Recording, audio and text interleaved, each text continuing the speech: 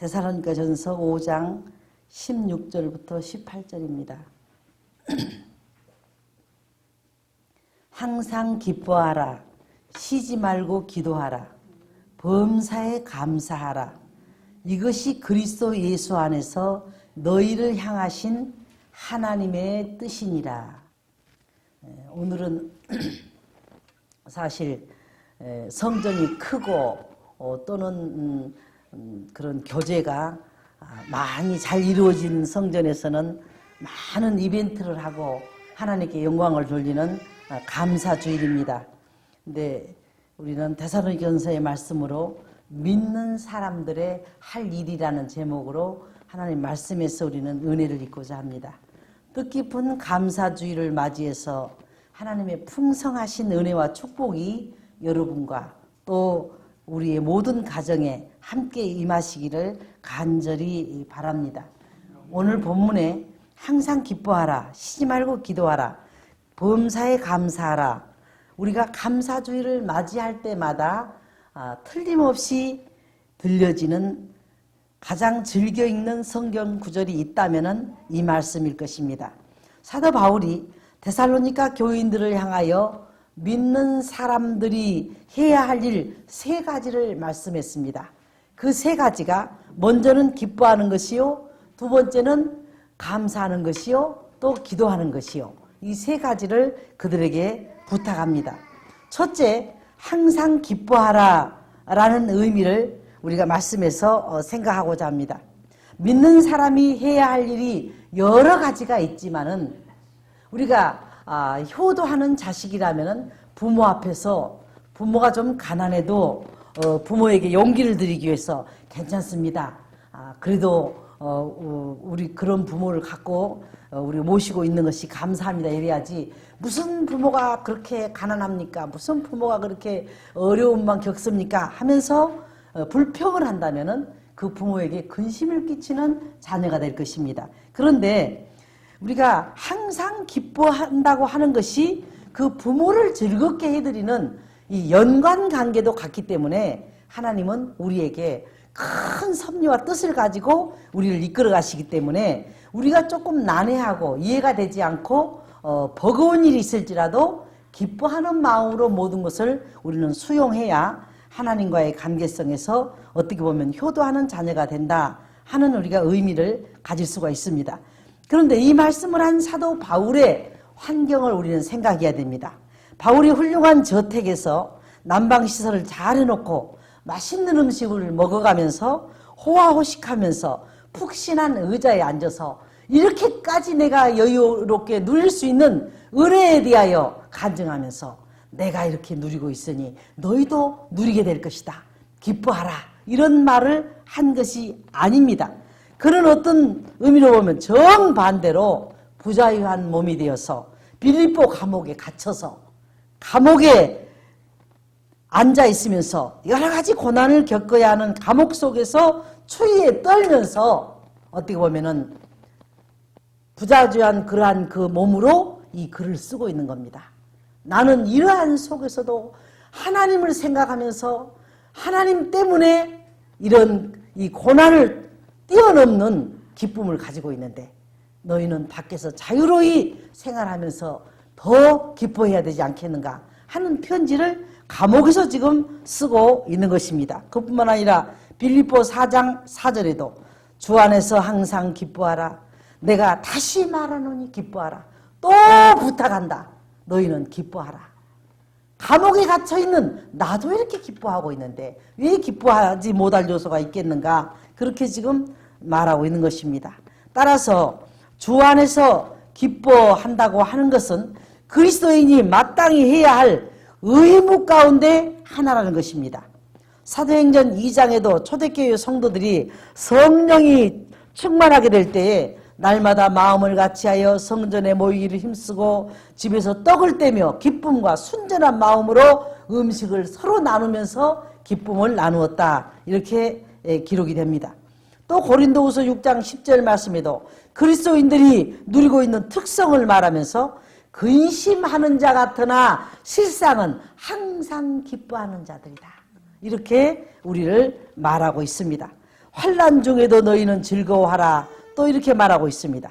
항상 기뻐하고 즐거워하는 비결은 주 안에서 가능한 일입니다. 에베소 성경에 보면은 모든 말씀이 주 안에서 내가 너희에게 다시 말하느니 주 안에서 주 밖이 아니라 주 안에서 우리에게 부탁하는 말씀들을 듣게 됩니다. 세상 사람들은 세상의 것들로 즐거워합니다. 다시 바꾸어 말하면 돈 좀 모으면 좋아하고 세상 명예를 얻으면 또 기뻐하고 세상 사람들은 기쁨은 영원한 기쁨이 아닙니다. 소유 때문에 하는 기쁨입니다. 그 소유가 없어지면은 그 기쁨도 사라지게 돼 있습니다. 한 어린아이가 하루 종일 부모를 쫄랐습니다. 자기가 원하는 걸 사달라는 것입니다. 울고 부르고 하니까 부모가 그것을 사주었습니다. 그걸 들고 가는데 그 어린아이보다 더 힘이 강하고 센 좀 질 안 좋은 아이들이 그것을 빼앗아가지고 도망가 버렸습니다. 다시 또 주저앉아서 통곡하고 울기 시작합니다. 왜 우는가? 엄마 그것을 또 빼앗겨 버렸습니다. 그러니까 세상의 기쁨은 가지고 있다가 빼앗기면 또 기쁨이 없어지는 겁니다. 그러나 하나님을 섬기는 기쁨은 항상 하나님과의 교통과 교제 가운데 우리가 조금은 불편하지만 영원한 기쁨의 근원을 우리는 하나님 안에서 누리는 것입니다. 그래서 아이의 기쁨의 원인은 가지고 있는 것 때문에 있었으나 그것을 빼앗겼을 때는 기쁨을 잃어버릴 수밖에 없는 것이 때문에 우리는 세상의 모든 기쁨은 외부에서 주어진 것이기 때문에 말하자면 불안한 기쁨입니다. 언제 빼앗길지 모릅니다. 언제 건강을 잃을지 모릅니다. 언제 우리가 어려움을 겪을지 모릅니다. 그래서 세상은 변함에 따라 변하는 기쁨이지만은 하나님은 동일한 기쁨입니다. 항상 우리 하나님이 영원토록 살아계시기 때문에 우리는 영원한 기쁨을 가질 수가 있는 것입니다. 참 기쁨이라고 하는 것은 변해서도 안 되고 빼앗겨서도 안 됩니다. 이러한 기쁨은 주 안에 있다고 말했습니다. 주님은 변함이 없습니다. 주 안에서 누리는 기쁨이야말로 참된 평안입니다. 그래서 성경은 하나님 안에서 누릴 기쁨을 여러 가지 말로 표현해 놓았습니다. 사도행전 8장 8절에 보면은 큰 기쁨이라고 설명을 해놨고 시편 16편 11절에 보면은 충만한 기쁨이라고 설명해 놓았고 베드로전서 1장 8절에 보면 말로 할 수 없는 기쁨이라고 말해놨고 이사야 35장 10절에는 영원한 기쁨이라고 설명을 해놓고 있습니다. 우리가 믿는 모든 사람들은 세상을 바라보며 즐거워하는 것이 아니라 하나님의 영광을 바라보며 즐거워하는 것입니다. 혹 우리는 사업이 잘 되면 기뻐하고 안 되면 슬퍼하고 건강하면 기뻐하고 병들면 절망하고 이러한 것들이 우리들에게 흔히 있어질들은 일입니다. 그래서 예수께서 내가 평안을 준다. 내가 주는 평안은 세상이 주는 것 같지 않다 그랬습니다. 영원한 평안을 준다고 그랬습니다. 세상 것들은 가고 오고 있고 사라질 수 있지만은 하나님과의 내주와 맺은 언약은 영불변하시니 영원토록 함께 누리는 그러한 것들을 우리에게 주시는 것입니다. 그러므로 우리는 하나님의 영원한 것들과 약속들과 생명 있는 것들로 기쁨의 원인을 찾아야 됩니다. 그래서 하박국 선지자는 일찍이 하박국 3장 17절부터 18절에 공경에 처해 있을 때 이런 말을 남깁니다. 비록 무화과나무가 무성하지 못하며 포도나무에 열매가 없으며 감람나무에 소출이 없으며 밭에 곡식이 없으며 우리의 양이 없으며 애양권에 소가 없을지라도 나는 여호와로 인하여 즐거워하며 나의 구원에 하나님으로 인하여 기뻐하리로다 그랬습니다. 비록 아무리 몰락한 왕가라 할지라도 왕손들은 우리 아버지는 왕이야. 나는 왕의 자녀야. 세상의 부자를 부러워하는 그 자부심보다도 왕의 자녀라고 하는 자부심이 마음에 깊이 심어져 있을 것입니다. 그런 것처럼 우리는 만왕의 왕이신 하나님의 자녀라고 하는 그것 때문에 우리는 항상 든든한 영원한 기쁨의 근원을 찾아야 하는 것입니다. 그래서 하박국 선지자는 여기서 기쁨의 원인이 무엇인가를 여호와 하나님이라는 것을 밝히고 있습니다. 두 번째로 오늘 성경 말씀은 쉬지 말고 기도하라 이런 말씀이 있습니다. 예수님도 사랑하는 제자들에게 이런 말씀을 합니다. 깨어있어 기도하라. 에베소 6장 18절에도 모든 기도와 간구로 하되 무시로 성령 안에서 기도하고 이를 위하여 깨어 구하기를 항상 힘쓰며 여러 성도를 위하여 구하라. 물론 저는 기도해서 바꿔지는 문제도 있습니다만은 기도했는데도 그 내용은 똑같이 나타나는 걸 봅니다. 그런데 그것은 하나님이 이런 의미를 주는 것 같아요. 이런 일이 있어질 테니까 너는 그것을 감당할 마음의 자세를 갖고 절대 놀라지 말라. 그래서 이번에도 아침에 그날 되어질 일을 용어 하나까지도 다 알려주셔요. 그래도 그것을 말하자면 상대에게 야 오늘 나가면 교통사고 난다니까 이렇게 하면은 나가기 전부터도 불안해서 못 나갈 거 아니에요. 나 오늘 조금 조심해야 되겠다 이렇게만 말을 합니다. 그러나 그 일이 꼭 일어나요. 그러나 하나님이 그렇게 일어난다는 것을 이미 나에게 예시하셨으니 그것은 우연한 일이 아니고 그냥 그렇게 되어진 게 아니고 우리 하나님이 다 우리에게 그렇게 된다고 알려주신 일이다. 그러다 보니까 그게 하나도 이상하지 않은 거예요. 그 상태를 미리 다 보라 내가 너희에게 미리 말하였노라. 예수님이 십자가를 지시고 갈릴리로 가시고 한 것을 그냥 우연적으로 일어난 게 아니라 예수님이 내가 너희에게 다 미리 그렇게 된다고 말하지 않았느냐. 주야 그러면 제자들이 기도합니다. 예수님 십자가 안 지게 해주세요. 예수님이 그런 고난을 안 당하게 해주세요. 한다고 예수님 십자가 안 지십니까? 지지요. 그러나 지나 그들이 갑자기 그런 일을 당해갖고 놀라는 것이 아니라 예수님이 말씀하신 대로 되는구나 하고 우리로 하여금 그것을 감당을 하라는 겁니다. 놀라지 말고. 그래서 우리에게 하나님이 먼저 어떤 것을 알려주신 것은 그런 의미가 있다 그 말입니다. 놀라지 말고 감당을 하라. 에베소 6장 18절에도 모든 기도와 간구로 하되 무시로 성령 안에서 기도하고 이를 위하여 깨어 구하기를 항상 힘쓰며 여러 성도를 위하여 구하라. 기도하라는 것도 주님의 명령 중에 하나입니다. 봉사하라는 것도 명령이요. 충성하라는 것도 명령이요. 기도하라는 것도 명령입니다. 그러니까 봉사할 일이 없으면 기도라도 해야 돼요. 충성할 형편이 안 되면 기도라도 해야 돼요. 기도의 봉사라도 해야 돼요. 근데 나는 뭐가 가진 게 없으니까 봉사를 못한다. 건강이 없으니까 충성을 못한다. 우리는 그 이유를 대지 말고 기도를 해도 해야 돼요. 그래서 그것도 하나님의 명령 중에 하나인 것입니다. 또 그뿐만 아니라 해도 되고 안 되고 안 해도 되는 상관없는 것이 아니라 하지 않으면 안 될 그리스도의 의미 중에 하나가 쉬지 말고 기도하라. 왜 우리 믿는 사람들은 쉬지 않고 기도해야 하는가? 그것은 우리를 유혹하려는 마귀가 항상 엿보고 있기 때문이요. 마귀는 꾀가 많고 간사해서 우리로 하여금 어떻게 하든지 이렇게 몸이 아프니까 하나님 봐주시겠지. 이렇게 내가 지금 바쁘니까 봐주시겠지. 우리가 잘 아는 지난번에 테레사 수녀 같은 사람은 할 일이 너무 많기 때문에 나는 하루에 몇 시간 기도하지 않으면 안 된다 그랬어요. 할 일이 너무 많은데 기도하지 않고 일할 수 없다는 거예요. 그러니까 우리는 많아서 기도를 못하는 게 아니라 많기 때문에 기도를 더 해야 된다는 거죠. 그래서 그 유명한 세계적인 일을 한 분들은 그렇게 기도의 사람들이었습니다. 쉬지 않고 여러 가지 모양과 구실을 붙여서 우리를 어떻게 하든지 하나님 뜻대로 살지 않게 하기를 원하는 마귀들의 간교가 있기 때문에 우리는 깨어서 기도해야 된다는 것입니다. 또 하나님을 믿지 못하게 하는 불신앙을 우리에게 가져주고 또 하나님께 헌신하지 못하게 하는 봉사를 아까운 것처럼 느끼게 만드는 공연히 수고했다고 느끼게 만드는 그러한 여러 모양으로 우리를 하나님께 가까이 가지 못하도록 하는 의심하는 마음을 가져주기 때문에 우리는 쉬지 않고 기도해야만 사단을 물러가라. 하나님은 결코 냉수한 그릇도 거저받지 않고 선지자를 대접하는 자는 선지자의 상을 받고 우리의 모든 것들을 그냥 넘기시는 분이 아니다.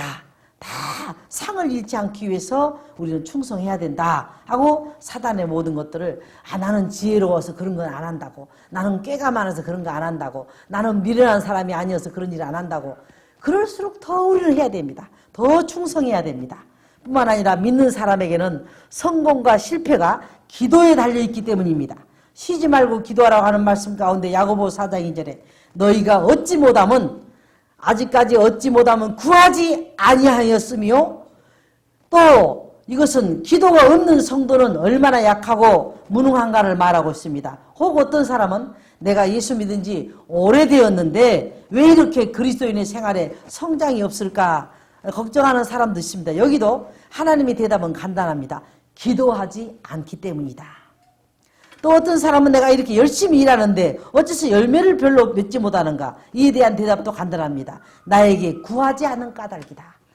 내 힘으로 했기 때문에 그런다. 하나님께 기도하고 일을 해야 된다는 것입니다. 또 우리가 중요한 것은 하나님 앞에 크게 사용당한 모든 사람들은 한결같이 학식이 많은 사람을 쓰는 것도 아니요, 지식이 많은 사람을 쓰는 것도 아니요, 기도하는 사람들을 들어서 썼다는 사실입니다.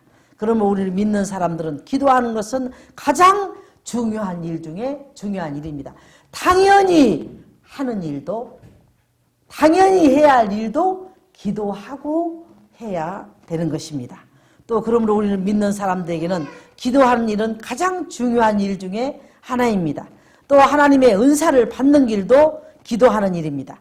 히브리서 4장에도 그러므로 우리가 궁휼하심을 받고 때를 따라 돕는 은혜를 얻기 위하여 은혜의 보좌 앞에 담대히 나아가라.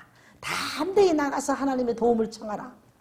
저는 그런 그 영상을 한번 생각해 본 적이 있어요. 우리가 하나님 앞에 무슨 문제가 있을 때 하나님께 그 도움을 구할 때 하나님이 도와주는 그 백그라운드와 배경이 되는 그 힘이 얼마나 무섭습니까? 내가 나가서 혼자 어떤 일을 하겠다고 하는 것과 하나님이 배경이 돼서 어떤 일에 힘을 실어주는 일은 그것은 비교할 수가 없는 능력으로 바꿔지는 것입니다. 사람에게 조르면은 염치 없는 사람으로 인정받지만 오히려 하나님은 그런 기도를 하기를 원하십니다. 나에게 구하라. 구하면 주실 것이요, 찾으면 얻을 것이요, 두드리면 열릴 것이요. 사람에겐 자꾸 가서 달라고 하면 싫어합니다. 그러나 하나님은 구하는 자에게 주시고 구하는 자를 도와주시는 것입니다. 그러므로 요한복음 16장 24절에 구하라 그러면 받으리니 너희에게 기쁨이 충만하니라. 빌립보 4장 6절에도 아무것도 염려하지 말고 모든 일에 기도와 간구로 너희 구할 것을 감사함으로 하나님께 아뢰라. 얼마나 귀한 하나님의 약속들입니까? 하나님께서 해결할 힘도 없으면서 공연히 성도들에게 모든 일에 기도하라고 말씀하시지 않으셨습니다. 우리는 큰 일이든지 작은 일이든지 어려운 일이든지 걱정된 일이든지 하나님께 기도하고 그 일을 하면은 모든 일이 전화의 복이 됩니다. 더 복이 되게 만드십니다. 더 하나님 은혜를 입히십니다. 그래서 사실 기도의 체험을 가진 사람들은 어떤 일이든지 기도하지 않고는 못 견딥니다. 그러므로 쉬지 말고 기도하라고 오늘 성경은 말씀합니다. 세 번째로 범사에 감사하라 그랬습니다. 여기서 범사라고 하는 말이 우리 한글로 직역하면 모든 일에 그 말입니다. 자빠지는 일이나 넘어지는 일이나 실패하는 일이나 안 되는 일까지 다 포함되는 겁니다. 모든 일에 감사하라. 아니 오늘 내가 간 일에 대해서 성과가 별로 안 났다. 그것도 감사해야 돼요. 아, 성과가 왜 안 났는가? 이것은 내가 조금 더 보완해야 되겠구나. 또 왜 어떤 일이 조금 그것이 내 계획대로 안 됐는가? 이것은 내가 조금 더 기도해야 되겠구나. 뭐든지 하나님의 능력을 끌어다가 쓰게 하기 위해서 우리에게 성공만 주는 게 아닙니다. 실패가 그만큼 우리를 능력을 쌓게 만듭니다. 다음엔 이것은 내가 보완해야지. 다음엔 이것은 내가 조금 더 노력해야지. 이렇게 하나님은 우리를 만드십니다. 그래서 범사라고 하는 것은 모든 일에 안 좋은 일까지라도 다 감사하라. 감사는 믿는 사람들의 의무요, 특권이요, 책임입니다. 하나님의 은혜를 우리가 잊지 않도록 조심해야 됩니다. 일찍이 다윗은 그가 살아온 모든 발걸음을 더듬으면서 이런 해고를 합니다. 시편 116편 12절에 여호와께서 내게 주신 모든 은혜를 무엇으로 보답할꼬? 내가 구원의 잔을 들고 여호와의 이름을 부르며 여호와의 모든 백성 앞에서 나의 서운을 여호와께 갚으리로다. 하나님이 내게 주신 모든 은총을 무엇으로 내가 보답할꼬? 무엇으로 보답할꼬? 우리 믿는 사람들은 어떤 특별한 일에 대해서만 감사하는 것이 아니라 하나님의 말씀에 대한 대로 모든 일에 감사할 수 있어야 됩니다. 이것은 왜 이러지? 이러지 말고 왜 이런 일이 나한테 왔는가? 아, 나를 돌아보게 만드시는구나. 나를 근신하게 만드시는구나. 나의 부족을 깨닫게 만드시는구나. 감사합니다, 하나님. 더 분발하겠습니다. 더 노력하겠습니다. 더 기도하겠습니다. 그래서 우리는 모든 것을 감사할 수 있어야 하는 것입니다. 하루는 요백에 소나 나귀를 스바 사람들이 다 빼앗아갔다는 소식이 들렸습니다. 또한 사람들이 와서 양과 종들을 다 없이 하고 하늘에서 불이 내려서 다 살라버렸다고 했습니다. 이 소식을 듣고 있는데 또 한 사람이 와서 갈대아 사람들이 약대를 다 빼앗아갔다고 했습니다. 옛날에 목축을 하던 목축이 재산인 때는 모든 재산이 다 빼앗긴 것입니다.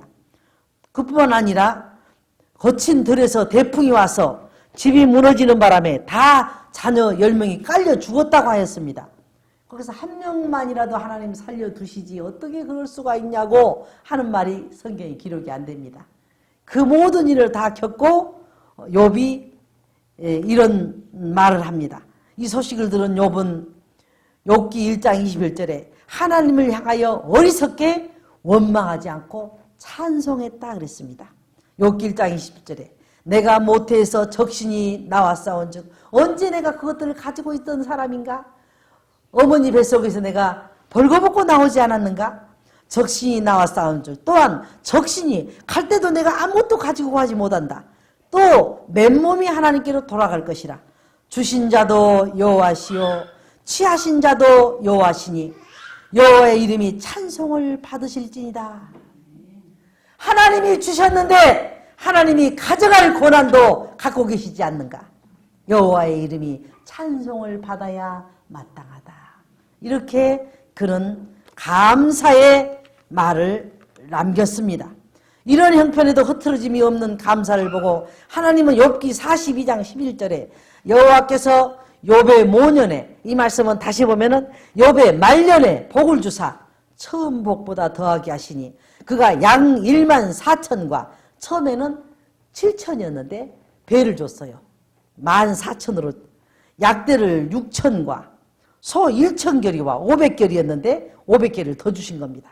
암낙이 1천을 두었고 또 아들 7과 딸 3을 낳았으며 그러므로 하나님은 왜 우리에게 범사에 감사하라고 합니까? 더 유익하게 하십니다. 더 좋게 하십니다. 더 하나님은 큰 것을 안겨주십니다. 그렇기 때문에 하나님의 그게 축복의 원칙입니다. 하나님의 그것이 기본입니다. 절대 하나님 우리를 공수로 돌려보내지 않습니다.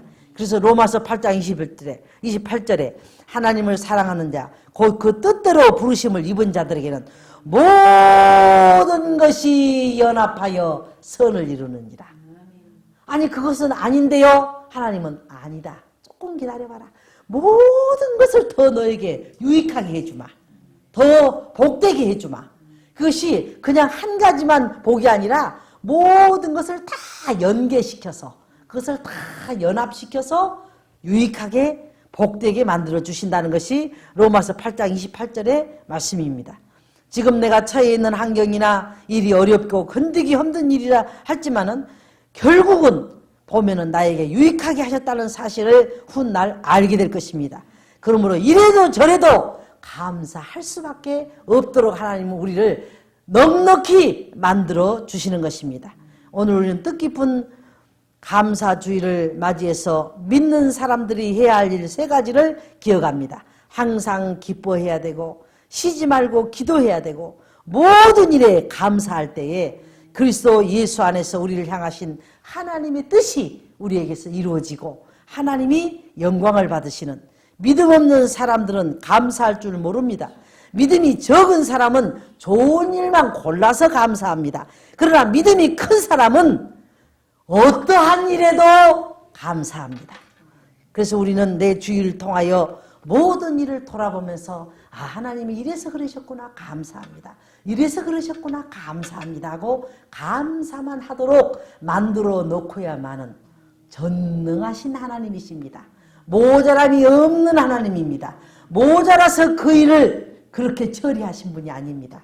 나에게 더 유익하도록 하시기 위해서 하나님은 그렇게 하시는 겁니다. 그래서 우리가 속담에 인생사 세옹지마란 말이 있습니다. 그 너무너무 잘 아는 말씀이지만은 제가 그 말씀으로 말씀을 마치겠습니다. 중국 국경 가까운데 아들과 아버지가 살았습니다. 너무너무 애롭습니다. 아무도 없습니다. 둘이밖에 안 사는 거예요. 근데 애로운데 하루는 이쪽에 있는 그 말 한 마리를 키우고 있습니다. 그러면 그 말이 그 집안의 교통수단이에요. 그 말이 국경을 넘어서 저리 건너가 버렸어요. 이제 아들하고 아버지하고 둘이 거기서 인생사 세옹지마란 말이 나왔습니다. 그래서 둘이 살고 있으면서 말이 넘어가 버렸어요. 교통수단이 없어진 거예요. 이제 둘이 정말 이제 아주 그게 집안의 재산인데 그게 없어진 거예요. 하루는 그 말이 그쪽에 가서 그쪽에 앞말을 하나를 몰고 또 건너왔어요. 그래갖고 한 마리가 말이 또 두 마리가 됐어요. 둘이 막 기뻐가지고 아유 아버지 말이 우리가 한 마리가 이제 아니라 두 마리가 됐어요. 근데 기뻐했어요. 기뻐했는데 얼마 있다가 그 넘어온 말을 아들이 타다가 말 위에서 떨어져가지고 아들이 병신이 돼버렸어요. 어머나 그 말이 가고 아는 게 우리 집에 좋았는데 말이 한 마리를 더 데리고 오더니 우리 아들이 괜히 그 말을 타다가 말에서 떨어져가지고 병신이 돼버렸네. 몸을 하체를 못 쓰게 돼버렸어요. 그러니까 지금 뭡니까? 벌써 희비가 몇 번 갈리죠? 갔다고 울었어. 두 마리가 왔다고 좋아했어. 근데 온 것 때문에 또 아들이 또 병신이 돼버렸어. 이게 지금 인생은 길게 봐야 된다는 얘기예요. 근데 이제 병신이 됐어요. 근데 나라에서 이제 군대 갈 나이가 되니까 징집을 합니다. 군인을 다 모집하는데 이 집에 오니까 아들이 병신이 돼 있어. 그러니까 나라에서 저런 몸이 불편한 사람은 군대에 데리고 갈 수 없다. 그리고 또 이제 나라에서 군인으로 안 데리고 가는 거예요. 그러니까 끝까지 가서 보니까 결국은 두 마리가 온 것이 또 잘 된 거야. 이 아들이 다리를 앉아쳤으면 아들이 군대 가버렸으면 이 아버지가 말 두 마리하고 또 이렇게 앉아 있어야 되는 거예요. 그러니까 말 두 마리 아버지 아들 다 같이 살게 됐대요. 그래서 인생은 세옹지마다. 이게 지금 당장 보고 슬퍼하지 말고 당장 보고 좋아하지 말고 당장 보고 기뻐하지 말고 당장 보고 슬퍼하지 말래요. 끝내에 가서는 아버지도 아들도 말 두 마리도 다 같이 살게 된대요. 그러니까 건강한 아들을 군대에서 안 데려갈 이유가 없잖아요. 그러니까 불편하지만 결국은 자기도 속은 대로 다 된 거예요. 아버지도 같이 살고 아들도 같이 살고 말들도 같이 살고. 거기서 나온 사자성어가 인생사 세옹지마다. 그러니까 우리는 하나님 앞에 지금 당장에 좋다. 그것 때문에 안 좋은 일이 될 수도 있고 근데 끝까지 보라는 거예요. 끝까지. 하나님이 우리를 어떤 축복을 주려고 그렇게 하는가를 우리가 좀 들여다보고 기다려줘야 돼요. 근데 하나님 이거 잊어버렸잖아요. 하나님 이거 없어졌잖아요. 우리는 너무 속히 모든 일을 우리가 감사하다 하다가 또 금방 또 없어졌다고 슬프다 우리는 너무 속히 결단을 내리는 겁니다. 그래서 오늘 하나님 말씀에 범사에 모든 일에 무조건 감사해라. 항상 기뻐해라. 항상 기도하라. 이 말씀이 감사주일에 우리에게 주신 의미를 우리는 생각하면서 하나님께 항상 기도하고 감사하고 기뻐하는 그러한 신앙을 갖기 위해서 이 말씀을 보았습니다. 하나님 두세 사람이 있는 곳에 나도 그곳에 있다고 말씀하셔서 모든 장로교 교리에 교회의 기본 수는 둘부터 시작된다 했습니다. 우리는 지금 오늘도 6명이 있습니다. 교회가 셋이 세워질 수 있는 숫자입니다. 하나님 이렇게 적은 무리가 모였지만 오늘 감사절을 맞이해서 어린 생명을 하늘나라 생명책에 기록하기 위하여 내 집안에 태어난 남녀 모든 자녀나 종들에게도 세례, 할례를 베풀라고 하는 그 말씀에 의지해서 오늘 은빈이에게 또 유아 세례를 베풀려고 합니다. 하나님이 모든 일에 축복하시고 한 생명으로 한 영혼으로 하늘나라에 기록되는 복된 시간으로 축복하여 주시옵소서. 예수님의 이름으로 기도하옵나이다. 아멘.